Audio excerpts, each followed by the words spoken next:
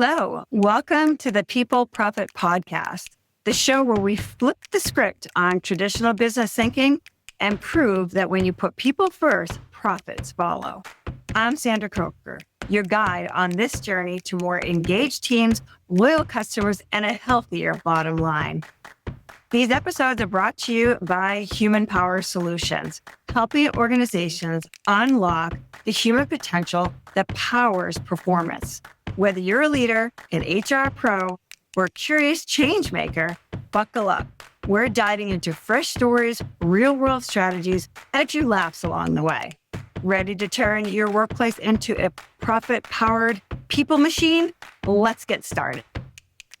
I am absolutely thrilled to have as my guest today, Amy Mosher Berry. She is the CEO of Visions Internships and the founder and host of the annual Career and Leadership Conference for purpose-driven young professionals. Amy started her company in 2020. Yes, I said 2020. After seeing too many of her college students graduating with zero real-world experience and hearing too many of her friends and colleagues asking if she could just hook them up with a good intern. While Vision Internship primarily helps organizational leaders set up and run impactful internship programs without all the stress, they also empower young professionals with the skills and the support to succeed. Amy is a passionate social entrepreneur and intergenerational workforce expert with over 20 years of diverse experience in business, government, and nonprofit sector, including her 15 years of workforce innovation and 5 years teaching college. She's a certified project management professional, PMP, with a master's degree in community development and planning and a bachelor's degree in environmental studies in Spanish. We are so excited to have you here today, Amy. I've known you for a few years now, so really just would love to, kind of chit-chat about a little bit about, your journey, because you've gone from your blue collar upbringing in Central Mass to moving to Texas, back to Central Mass, teaching in classrooms. You've had so many different iterations of your life. I'm just so interested to have this conversation with you. So, Well, Sandy, thank you so much. And for your leadership and vision. I know every time we chat, we could talk for another 5 hours. So I just really appreciate you and thank you for having me on. Absolutely. I was excited. I think because we've known each other for such a long time and, we have kids and we've been through divorce, but we've been through it all, right? And I think it's interesting because what your niche is and where you work is where a lot of HPS's passion is. But I'd really like to start off with you and really kind of have the audience get to know you a little bit better. Your story starts in Central Mass, right? Then you have a sudden move to East Texas at the age of 15, which I can't imagine, and then back again. Quite a whirlwind for that teenage life. Right? Can you take us to a moment in that transition when you realize that, your perspective on leadership is shifting? Oh my goodness. Well, what the heck did I know at 15 at all? So that was so formative for me at that particular age. I was riding high, doing my thing. I went to Algonquin Regional High School here in Central Massachusetts. So definitely, in, the boroughs, Worcester County is the home turf. And my dad was like, we're moving to East Texas. And I was like, what do you mean? It was early April of my freshman year. I was I was Juliet in the freshman play. We had just won a state championship in my sport. And I was like, I think my dad, not all there. What's going on? He's smiling faces, open spaces. He also had family down there. And at that time, believe it or not, it's a funny thing. I'm 46 now and he was 46 when he retired from both of his main field was ironworking. And so it was a very dangerous profession. So he was an iron worker as well as a Marine. He was in the Corps for 26 years. I'm also the daughter of a sergeant major, which may inform the viewers a little bit, things that I thought were normal. I remember my mom was to my dad, why don't our kids know, Mary had a little lamb, twinkle, twinkle. We walked around from the halls of Montes. We were these weirdos, my dad would, we would watch March in formation. I'm the middle child, and we'd be in my dad's gear just because it was so novel to even see the guy who was gone so much. And, we thought it was great to march around the house. He'd be like, Eddie's, we'd be like, and it was like normal, a lot of like funny things when I look back, I'm like, that probably, whatever the heck normal is, that probably wasn't it. But I mean, I just feel like, when I moved to Texas, it was extremely eye-opening because where it was 80 miles east of Dallas, and I was in a very small town. They had never heard of Massachusetts. They called it Massachusetts. They didn't know what I was talking about. They hadn't yet taken U.S. history, and I thought I was on another planet. And I joke, I'm like, the place I could understand more what was happening was in Spanish class because the accent wasn't so intense. And there's just so many things to say there. I actually did write my college essay on it. But I mean, if there's anything in particular you'd like to ask me, feel free. But that's like a whole conversation over wine, Sandy. Yeah, that's really, so how do you think that shaped, that's a huge transition, as you just said. And, you're uprooted from everything that and we both grew up in New England. So we have a certain way of life around here, a certain way of being. So when you look back, and we'll talk a little bit more, obviously, about your career path and how windy it's been. I guess that's a good word, right? Windy? Windy, love that. Zigzag. Yes. But how did that shape you? You're the CEO of a company. So my husband is a ex-combat vet, and we've been married for a couple of years, and it's fairly regimented, in our home, which is fine. Yeah. So how does that upbringing and that background, affect how you lead now and how you run your company? So I come from sort of like a less than religious, but sort of mixed religious background. And my dad is of Irish, English, Catholic descent. And my mom is essentially Ukrainian Jew descent. So we were living in a place where they weren't familiar really with either of those. And then the combination appeared like it was a threat in the neighborhood. So finally somebody had come over. I will never forget this. This was part of my college essay. Just give me the hook if this is TMI. But basically, there I was in the foyer. We were like, oh, there's neighbors coming over. They had a plate of cookies, and the woman looked very friendly. She had her, holding her daughter's hand. And she said, welcome, please come to our church. And my dad said, thank you so much for coming. We really appreciate it. We love meeting our neighbors. That's not going to work out because my wife is Jewish. I'm Catholic. And we don't really do that here. It was a particular kind of like Southern Baptist. God bless them. Yeah. I mean, like, do your thing. She dropped the plate of cookies. They flew across the tile, and I was starting to pick up the cookies, like thinking she had tripped, or there was, like the cookies fell. I didn't know that then she like took her child, and that was it. We never spoke to them again. There was a lot of buzz around the neighborhood, and we were officially the aliens. So it was just one of those, like, I didn't know that was a thing until I did. Wow. So, that's a pretty powerful experience. It was. Yeah. And I'm always like, try to label me. Like, just go ahead. It's hilarious. Like, so many different things. I also, I'm like, I also happen, my partner, we speak Spanish fluently. I mean, I've traveled. I haven't always had a lot of money in the bank, but I've always taken risk and traveled internationally. I mean, I've done a lot of adventurous things, I think, especially being a Sagittarius. So I've taken a lot of that. I love learning about people and where they come from. And, let's get in their world and speak their language and eat their food. I love learning and just being super open-minded and interested. And I've learned, Sandy, in leadership and in business and life, it's much more effective and, to me, fun, enjoyable to be interested rather than interesting. So I think that's super insightful. Let's stop worrying about being so interesting. Does everybody like agree or get me? It's like, who cares? Let me just be interested.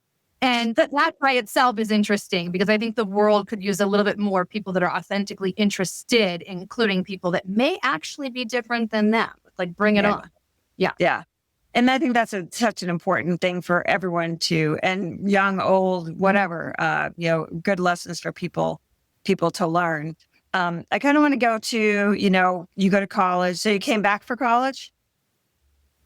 Let's see. So I was like the kid that was voted onto the college island. Like, we didn't come from a college going family. Nobody really had a sense of what that was about. But there was this general sense of one of us got to college, like we were going to make it, whatever that meant. So yeah, I did.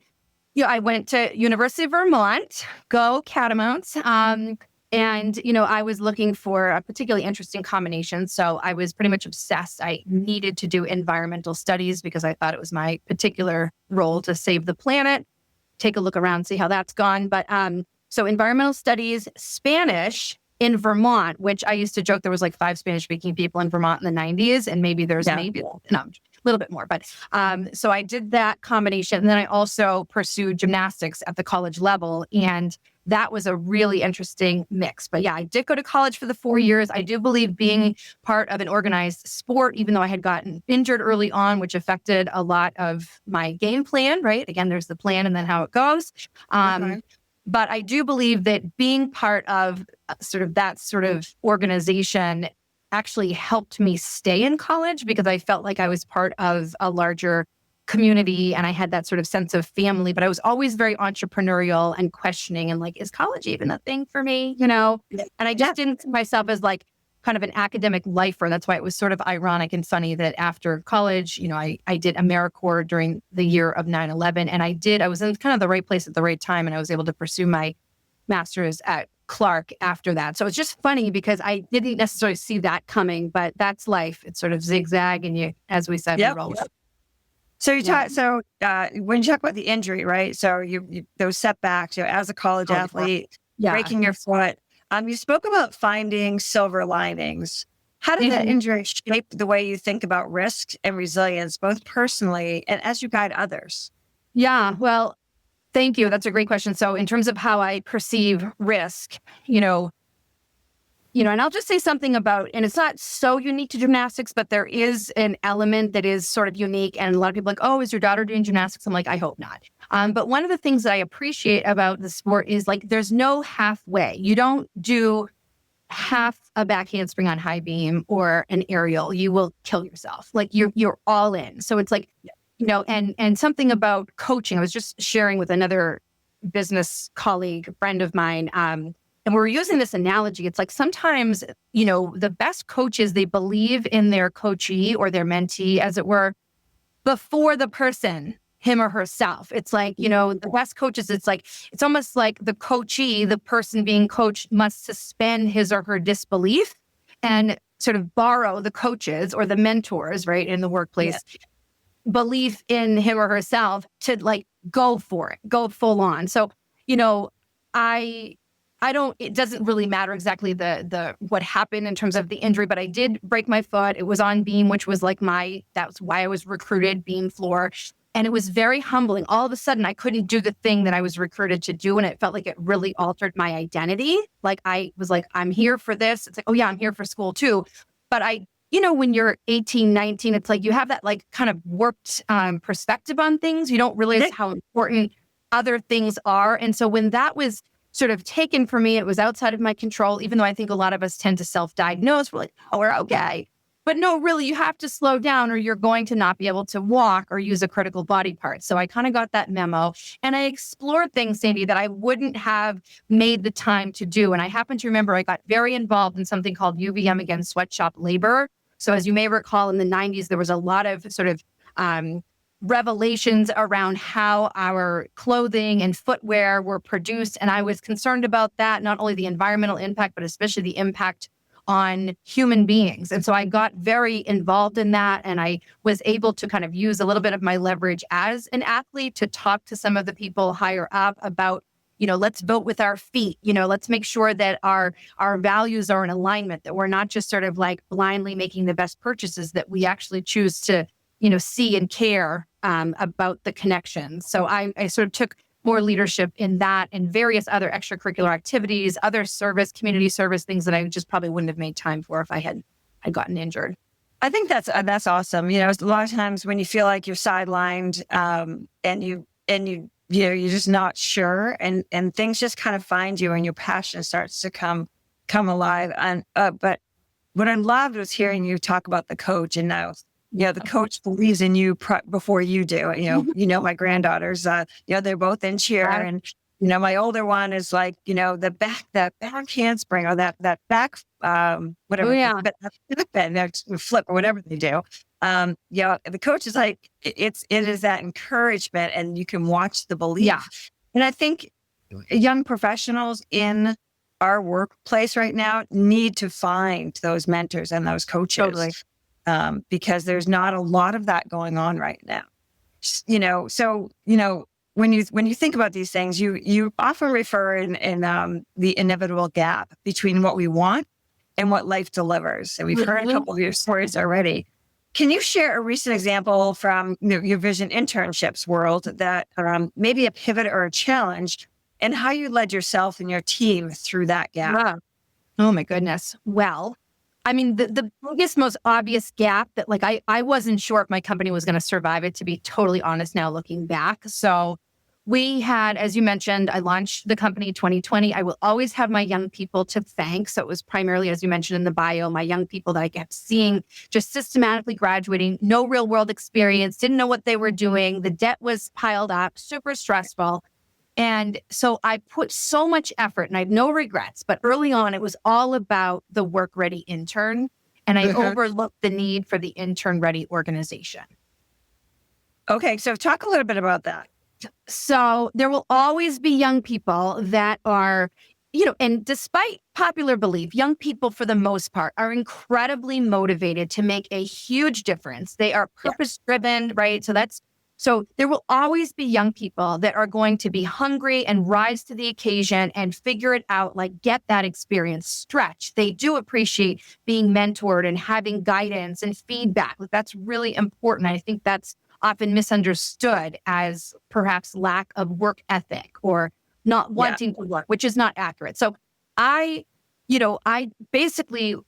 really get and appreciate their perspective, but I just started to see that so many companies weren't actually ready to work with young people at that level. And remember, as you know, Sandy, being in, the sort of HR realm leadership, young people who are considered interns, and I won't get into all the jargon here, but there's a lot of alphabet soup around a lot of these terms. We need to remember from the business perspective, interns really do need to add value to the organization. Otherwise, already stretched managers, especially since COVID, where supervisors, managers have a hard enough time keeping track of their current skilled and experienced paid staff. So where does that leave the less than experienced young person who may be hungry and want to add value, but they're off the radar, especially with a lot of these hybrid and even still fully remote. So we really just sort of said, let's make it easier and God forbid fun for managers who are already so stretched. Let's make fun and functional for them to actually have an impactful, a customized internship program that meets their goals. And it's okay to say ROI, return on investment, but you can't just leave it there. You actually have to be aware of the federal and by extension state guidelines that shape and define internships. You can't just say, it's only ROI. There are criteria that legally must be followed, especially if it's a for-profit not paying intern. So there's just a lot to unpack and make it easier and fun and simple for the busy leader to meet their goals, whether they need, most leaders, they know they have consistent project support needs. That wouldn't it be nice to have some interns? And they do have a longer term, even if they don't know if they can hire right now because of the level of uncertainty, they like the idea of building a talent pipeline. And I actually wrote a recent blog on this, Sandy, that in times of high uncertainty, ironically, it's one of the best possible times to focus on investing in a structured internship program because by definition, those leaders are not going to have to make that long-term financial commitment. It's in their best interest to structure project-based internship arrangements, having a long-term internship vision that's part of their long-term growth strategy because it's inherently low risk. And as well as I do, we've been in a lot of companies that, we're in business because a lot of companies are having a hard time, right? Absolutely. And I think that's something that many managers, executives don't realize, that it actually has to be structured. So many, aside from your CPA firms and those that they live and breathe with the interns, other companies, manufacturing, all those kind of areas that you wouldn't think could utilize an intern. It would be great for them to be able to understand what that structure looks like and to be able to really utilize them. So I love that. pivot. It was like essential. And I look back, but here's the other thing that I want to say, and hopefully this is a contribution to people that may be listening. At the same time that I had this massive pivot, I said, oh my gosh, if we don't focus more on B2B and helping the organizations set up and run a great internship program without all the stress, there won't be any opportunities. There won't be the option to connect young people. There won't be anything viable to connect them to really for the long haul. At the same time that I was like, oh man, that is a big pivot to go essentially from primarily B2C to B2B, serving the businesses. Same moment, of course, my dear beloved mother is now, and I knew she was terminally ill, but things really took a pretty bad turn. She eventually did pass at the end of 2023. And again, well, that wasn't desired or easy at all, right? And keep in mind that my daughter, who's now 8, she was 6 when she found out, and she lost her very close Grammy. And just 4 months after my mom passed, my stepdad passed. And that was my daughter's second home, essentially, right? In addition to her dad, who lives up in New Hampshire as well, and his family, thank goodness for them. Yeah. But that was a massive meltdown.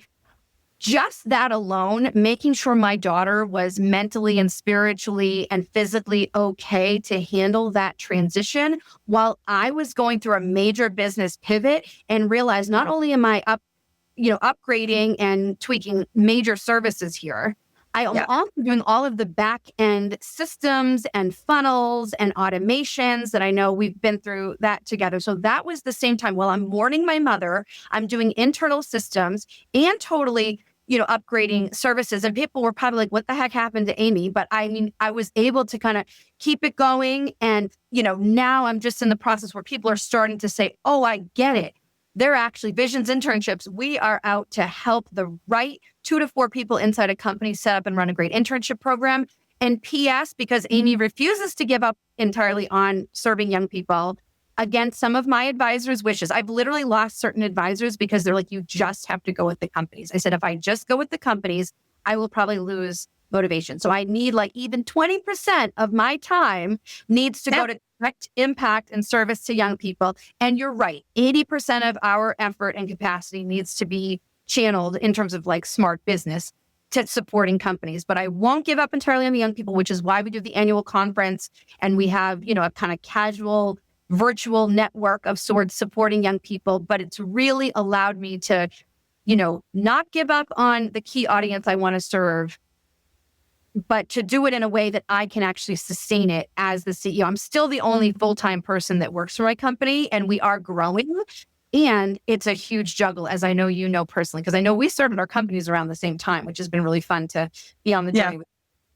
It really has been. Running a business is hard. Developing your people shouldn't be. At Human Power Solutions, we act as your outsourced chief learning officer, designing custom learning and development experiences that actually move the needle. No fluff, no cookie cutter workshops, just results.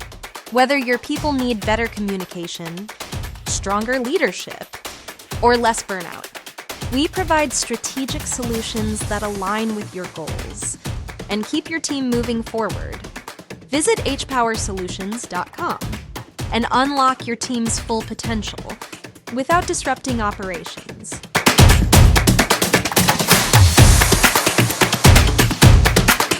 I think you said something really powerful there, and I'm going to, and you said a lot of powerful things, but the fact that you didn't say yes, that, we're just going to focus 100% on the company. Yeah. Was your passion why you started? Was your passion? And I think a lot of times when we start companies and we start to grow and get everything set up, kind of lose our passion sometimes. And I think it's really important that you did do that and that you were like, nope, I started this for a reason. I know business-wise I've got to do this, but I know I want to impact here. So congratulations on that. Thank you. And Sandy, you would probably agree that, what's not been working, especially since COVID, is the disconnect between today's employers and our young professionals. So I feel like if I were to just have sort of said, okay, makes more sense for a lot of reasons to focus exclusively on the businesses, that's perpetuating what's already not working. Exactly. So I'm gosh darn it, especially, being a founder, it's like, no, I'm going to, like, if you don't know where you stand, you can fall for anything. I said, no, I am going to make sure we're delivering on something that's missing in the marketplace, which is by extension, a direct business benefit. The employers are happy that I am supporting all these young people because guess what? They're more of a vetted talent pool that they could eventually draw from in a way that benefits them without putting undue pressure on employers. They're like, oh, Amy's got people. So I want to continue supporting them in a way that works for the young people and the employers. And without me doing that, the employers would have to just be on their own. And I would be guiding them. Of course, there's, you've got to make sure that they have the right source of talent for that particular company. So that's part of the work we do in the Internship Insider, which is our core service for companies. Yeah. But it helps to have that additional pool of young people that are excited and they're being trained and they feel supported, right? Like, and they can be recommended because we know them. But, and that's the thing, like you can set up these great programs, but if you don't have the right talent, I mean, I think it's the best of both worlds. I know. Look who I'm talking to. I'm preaching the converted girl. You don't need me to tell you that. Let's talk a little bit about philosophy, right? You describe your style as transformational, servant, and democratic leadership. So those are, there's a lot of different things in there. Tell us about the time when those three approaches just kind of collided. And how did you decide which one to lean into? Mm-hmm. That's a great question. Well, I think probably the best example that's right in my face is for almost 7 months now, I've been leading an effort to pull off this annual career and leadership conference for purpose-driven young professionals. And that is not just me running that. There's no way I could do all of that. So huge shout out to my mainly volunteer planning committee. We have 5 young professionals on the planning committee and then a bunch of mentors. So 4 other mentors, and some of whom are actually involved in your network, the Human Power Solutions, our mutual chamber. So I think in terms of that whole approach to planning something big and important is like really asking, I started asking back in November and December to some of the young people in my network and also people that care about young people, serve young people, employ young people. What are the struggles now? Like, what are young people facing that they could use that additional support? And my young people led the way in literally identifying what are some of the program topics that they themselves and their friends could use the support. So I'm super proud of that. I love, asking the very people that we're out to serve, what is it that they really want and need, or where are they struggling? This is a safe space. Please feel like you can say, and I'm not asking them to speak for all young people, but they do have a unique insight. Sometimes I think I'm still a young professional, whatever the heck that, guys, I'm not anybody's age czar. But we're talking generally that 18 to 29-ish, but there are certainly young people in their 30s. People are always kind of figured out, but let's ask the people that we're saying we're creating this conference for purpose-driven young professionals. Well, what the heck do they want and need? Where are they struggling? Where do they want to rise that they don't necessarily feel like they have the support or the know-how or the role models? They want to see, and I'm going to break out my and sign if you guys are wondering, this looks a little fuzzy in the back. But we're all about showing young people how we can, in fact, do well and do good. So it's not either or. And Sandy, I did not get that memo until I was in my mid-30s. I did not know I could do well for myself, professionally, financially, and do good work in the world, helping people, helping planet. I thought I had to pick one. And that was a huge struggle. And when I taught college, I realized it was a similar, although more nuances to it 20 years later, very similar mindset. And I still sort of see that now. So I feel like it's hearing from who we say we're out to serve, kind of getting out of the way, letting them make recommendations. I mean, I had a few recommendations for speakers that were sort of knocked out because other people say, what, I think this is more of what we need. I'm like, great. So let's do that instead. And to let people lead in ways that I wouldn't necessarily lead is probably one of the biggest things I've learned is looking at how I might do it and being willing to step aside and say, what, we don't even know what's on the other side of someone else's creation. Let's see. Let's co-create this and we'll see. So I know those were a few different leadership philosophies in one. And I don't know if we're going to talk about this idea of participatory facilitation, whether I'm working with my committee or I know I've done certain trainings for some of your clients, but I do believe that, which is the more democratic sort of, approach, I'd say, to leadership, that I think is probably one of my greatest skill sets, and I enjoy because I really get to, like, I create a space where everyone feels comfortable and confident enough to kind of play in the sandbox and participate. And just by my commitment to what I call participatory facilitation, it alters the whole dynamic. So people don't feel like they're being talked at. They're being, they're in a conversation. I know I'm doing a lot of talking right now. I'm obviously passionate about the issue, but definitely letting people just be comfortable and confident in their own skin, and however they want to participate, fantastic. And being open to that and making sure people feel okay. There's no wrong way to participate. And I think that's definitely that's the HPS philosophy. It's collective wisdom, and it's, not talking death by PowerPoint, right? Yeah, exactly. One thing that, and coming back to that, so I have that young professional. I've got my 25-year-old who's in corporate America, and my 27-year-old who's in corporate America. And luckily, they call me for different advice. And they're like, I had a conversation yesterday with my son. And one of the things that I just said to him, I go, you got to talk about facts versus your feelings. Right. Okay. So I'm like, because the tolerance for feelings for people my age who are CEOs is very low. And that's unfortunate. But, and it's really, it's trying to help these young people navigate my generation, your generation, right? Yeah. Because those leaders aren't the nicest leaders. Sorry, but they're not. And I think it's really to help them craft an internship program and show the value of what this next generation is bringing to the workplace. Right. It is going to really change the dynamics, I think, of the workplace. And I hear it all the time, but, you talk about your company values. I mean, well-being, opportunity, results, kindness, right? That's not just wall art for you. Right. So choose one. Let's say kindness. How have you baked that into a day-to-day decision or your process at Vision Internships? Well, yeah, thank you for asking. And for those of you who may know me, I love acronyms. So my, company values stands for work, as Sandy said, well-being, opportunity, results, and kindness. And to just dig into the kindness bit that you asked about. So, I mean, I think, with my most recent team member, meaning somebody that's like on my part-time staff, who lives in Connecticut, and we hadn't met in person yet.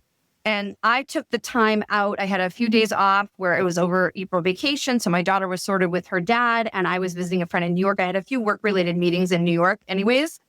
So it wasn't like out of my way, but I really made it a point to meet with my new team member in person, to take her out to lunch, to just give her as much time as she wanted to talk. And she was blown away. She could not believe that I took that much time out of my, time off. And time off, time with my people.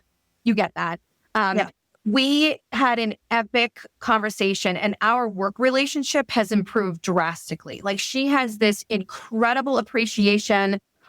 She's informed me over, that she feels comfortable. She's so happy to work with me and for me because I appreciate who she is. There are certain cultural holidays that she was afraid to tell me about. And I was like, absolutely. Let me know please teach me a little bit more about Eid. I would love to learn. Thank you so much for telling me that this is important to you, and let's, school each other. So she was just I have goosebumps just thinking about how grateful she is and how much she appreciates that I appreciate her. And I think one of the things I had mentioned, and it's not my quote, but I love it so much. You've probably heard, what we appreciate appreciates. So that to me is that kindness in action. And then you say, and Sandy, I do got your book. I've been reading your book myself. We love it. And it was so fun to go to your, congratulations again on the book. I know it was a big feat, a lot of effort, and it was a pleasure to go to your kickoff event here live in Westboro. But a lot of what you talk about is so similar. And I feel like I'm so fortunate you are my friend, and we're in, we collaborate as well through HPS and other things, because I feel like our synergy is so natural and so powerful and strong. I feel like so much of what you stand for, I stand for as well. And it feels very affirming, especially being a full-time entrepreneur. And, it is like a solopreneur when you're still, I'm still as I mentioned, my team is growing and it's still on me. The expression, it can feel lonely at the top, whatever the heck that means. But it's so wonderful being part of a community, of a network like with you, that like these are common values shared. And so much of what your book highlighted, I feel like gave me even more confidence to lead the way that I do. So thank you for that.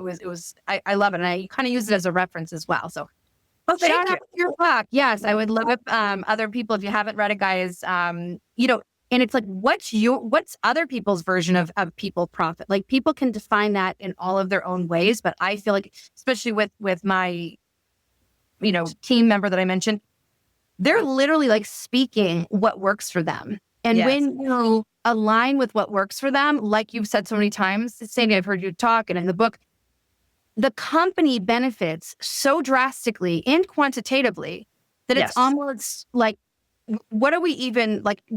Are we really trying to like push a point here? It's just the math, Right? Yes, it is. no? It's funny, when you talk about leading in that manner, people are like, "Oh, I never really thought about that." It's very interesting. But let's circle back to that lunch. What? Yeah. That lunch, right? It's all about the food, Sandy. Right. That's when you and I first met over food. I think on the porch, Totally. Right? But what did that do for her performance? Your company. So talk about that. So I think probably what shifted the most is she got that I trusted her judgment. And there was a lot of like, Amy, do you approve this? Are you okay with this? Before that luncheon. And I've told her, I said, we need to stick to our basic processes. So if it's like sort of a new concept or copy, I just need to kind of look over, we'll still go through our project management system. She'll tag me. I'll give an approval, great job. Thank you. Good to go. Green light.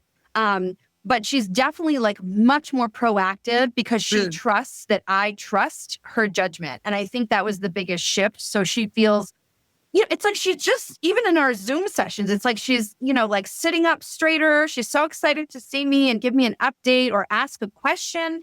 I think she was a little bit even nervous to ask questions before. And now she knows like, well, of course, Amy leads with kindness. Like, I want to know, what do you need? Let's go. Yeah, I love it. I love that so much. So thinking about this intergenerational workforce, which I just, love, and you're an expert in this whole field. What's one blind spot you see on both sides, the young professional and the seasoned colleagues, when it comes to collaborating? And what recommendations would you give to both sides to bridge that divide? I love that. Thank you so much. And I do want to give a shout out to Nichols College, who I know you've worked with as well. They're going to be hosting an intergenerational workforce summit that I am leading with some of the people at Nichols.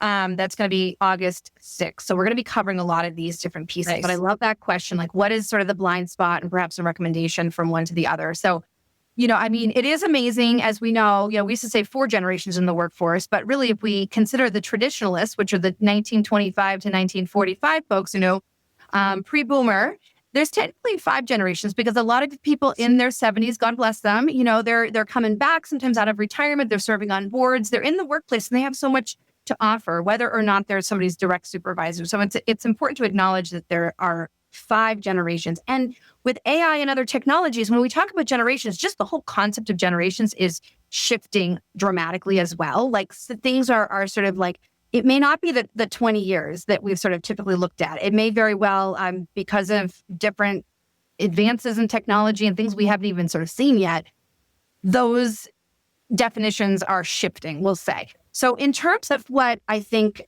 I want to start first with what young professionals are wanting and is often missing. At least that's their perception. And then we'll go to more of the employer side, regardless of the generation.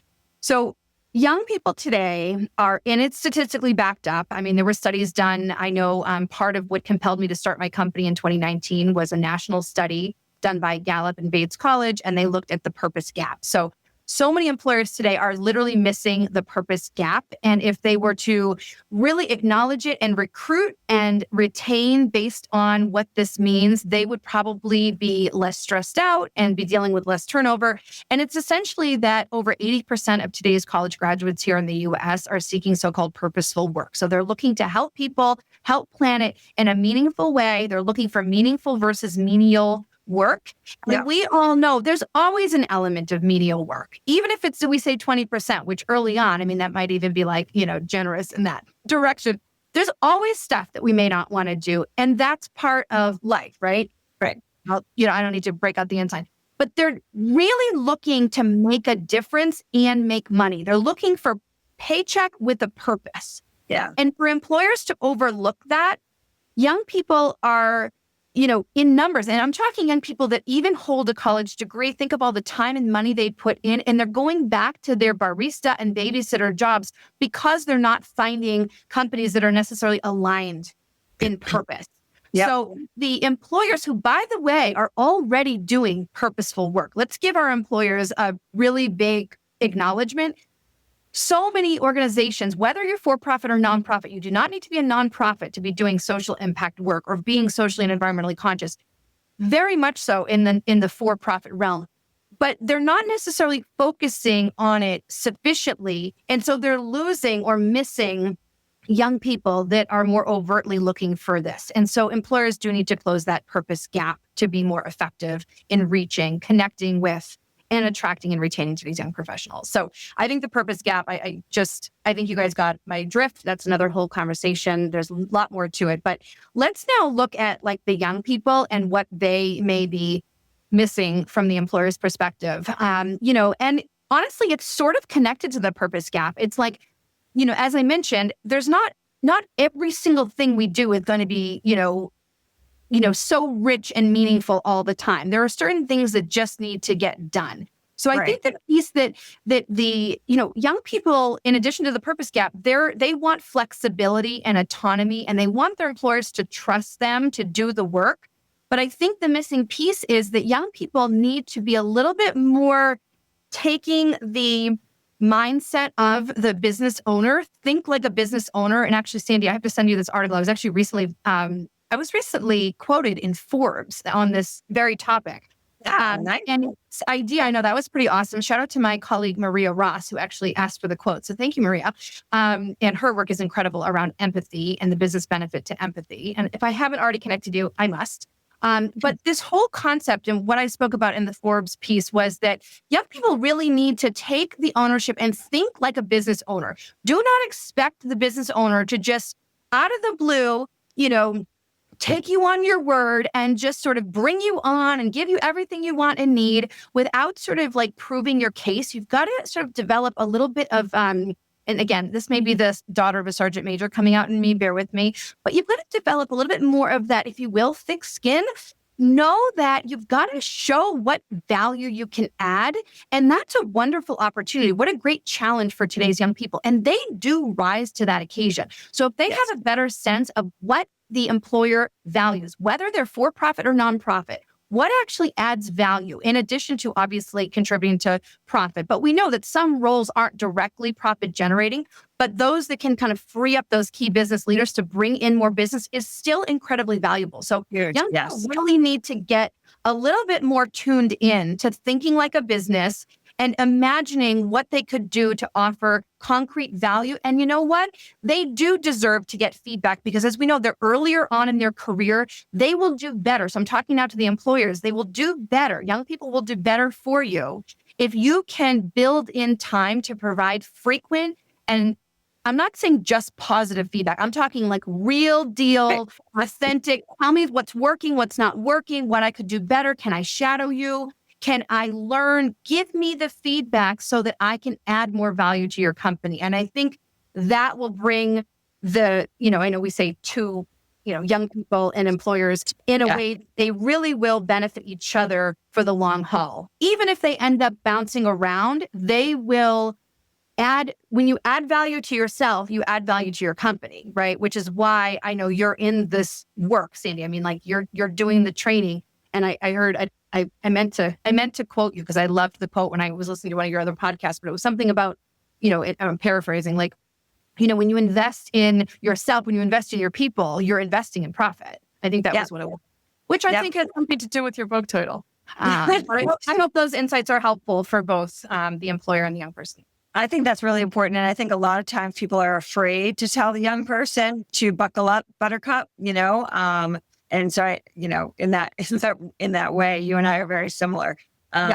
In that way. And, you've talked a little bit about the book Super Shifts by Jay Ning and Steve, and that's a big influence. What's one principle from that book you've applied into your internship programs, and what difference has it made? Well, I think just the fact that like the ground is moving beneath us, right? And, this is a big chunk of a book. Big shout out. I know Janae Duane and Steve Fisher. You guys are amazing. They've written a previous book that was influential in terms of my business development. But the tagline here is transforming how we live, learn, and work in the age of intelligence. Mm-hmm. So it's like really being able to harness what is changing so rapidly and to just be constantly open to exploring the changes. And rather than be, let's say, rolled over by AI, let's learn enough to be dangerous. You don't need to be an expert. You can certainly bring people, surround yourself with people that know more than you. That's, as you know, a critical aspect of building an organization. But I think this idea of super shifts, as they call the book, is so powerful. And I think it helps, in terms of how I brought it into my work. I would say that, it's a little overused, but the only thing constant is change. So just expect and plan for change. Mm-hmm. And for young people in particular, I think this is really important. I think they like to feel, who doesn't like to feel like somewhat stable and they have a sense of what's coming?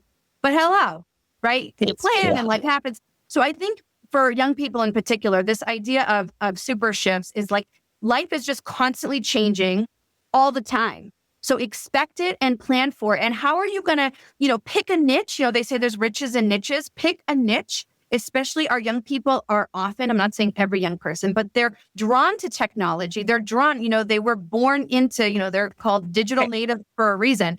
So it's like, harness that and take that, let's say, to add value to your employer. If you can help your employer, my young people, if you guys can help them automate key systems or even rework their workflows, right? Or even create workflows that may not even exist. They may have them here. But if you guys can help them create systems that they can scale, so through your thought process improvement, creating or upgrading their workflows, automation, obviously AI integration, you guys will never be out of work. And the companies, like, they want and need you to bring that value to them. You just need to make sure that they know you, like you, trust you, because they're not just going to give you the keys to their kingdom that they've worked so hard to build if they don't know you, like you, trust you. Who are you? What do you stand for? And then show me. Let's do a short-term project. That's why project-based internship are, I'm biased, being a project management professional and an internship specialist. Like, this is for both. Project-based, which is inherently short-term. So interns come and go by definitions and projects start and stop. What a perfect way for both to come together. Prove the value that you're adding through some kind of project. Propose the project. My young people, most of my jobs that I've ever had, and I'm going to show you my lists. You guys, I show this to you at the conference. It's so fun. This is my visual of all the different positions I've held since college. About 1/3 of these were actually posted job descriptions. So get creative, have a conversation, listen. We have 2 ears and 1 mouth, even though I've been on a tirade today. We have 2 ears and 1 mouth for a reason. We need to listen more than we speak, especially early career, where you want to be perceptive, figure out what's needed, innovate. Pitch something. It could literally become your next job. And I have so many examples to show and people that you can talk to for examples, you guys. But if you're a young person thinking, oh my gosh, no one's hiring, no one's getting back to me. Well, keep applying online. And that's not sufficient today. So those, I hope, are some insights. I know I went, especially, I went into my I went into my coaching mode for young people. See, I love just get away from it. All right. So back to Sandy. But that's the value, right? That's the value. And that's what I think employers need to hear. And employers, anyone who's listening, this can relate to wherever you are in the organization, whether you're looking or whether you're thinking about what do young people need as they come into the organization, right? Oh, we could go on and on and on. And this conversation has been so inspiring. I love it. From the early days in Massachusetts to going to Texas to building Vision Internships into really what I consider a purpose-driven powerhouse. I mean, so before we wrap up, what's one final piece of advice that you'd like to leave our listeners with as they navigate through their own leadership journeys? Well, I'd say for all ages, and I was on another podcast recently, I'm going to say the same thing, even though there's so many Amyisms, as one of my students called them, that I could share. But I definitely want to highlight practice makes progress, not necessarily perfection. And so to strive for progress over perfection and enjoy your life. I love that. Oh, Amy, thank you so much for sharing your stories, your wisdom. And for those tuning in, you can connect with Amy Mosher Berry and learn more about Vision Internships at visioninternships.com. And it's find her at S, my dear. It's Visions with an S. It's been a marketing nightmare, but just so people, it's Visions with an S, internships with an S.com. I love it. I know I had the same problem with Human Power Solutions as well. It's crazy. And you can find her on LinkedIn at Amy Mosher Berry. And if you've enjoyed today's episode, don't forget to subscribe, leave a rating, and share it with someone who could also use a paycheck with a purpose. Until next time, I'm Sandra Coker, and this is the People Profit Podcast, empowering you to lead with purpose and profit. Take care. That's a wrap on this episode of the People Profit Podcast. If you found a nugget of wisdom or even just a spark of inspiration, share the love, subscribe, leave us a review, and pass the episode along to a colleague who's ready to build a people-first culture. Big thanks to our sponsor, Human Power Solutions, for championing workplace where humans thrive and profits rise. Want to learn how they can energize your team? Head over to hpowersolutions.com to get started. I'm Sandra Coker, reminding you that when you invest in people, you invest in profit. See you next time.